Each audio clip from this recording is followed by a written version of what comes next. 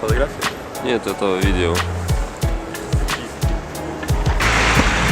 Переход улицы маршала Захарова разрешен. Переход улицы маршала Захарова разрешен. Начинаем. Какой Новый год без елки? Какой Новый год без елочки?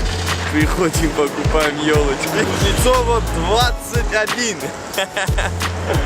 Потому что у меня все 21 знают. Ой, 21, 21 и все 21. Я еще когда узнал адрес Кузнецова 21, я вообще шел с ума. На самом деле больше меня это мотивировало. Переход улицы маршала Захарова разрешен. Переход улицы маршала Захарова разрешен. Азамат замерз.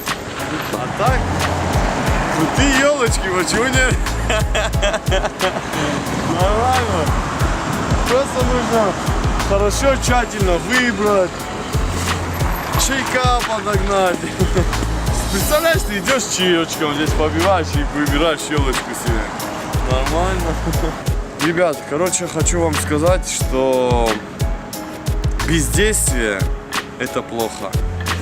Ну, на самом деле меня мотивировало вот к этим делам, знаешь что? У нас есть парень, вот атмосфера, да, кто? Кстати, атмосфере привет.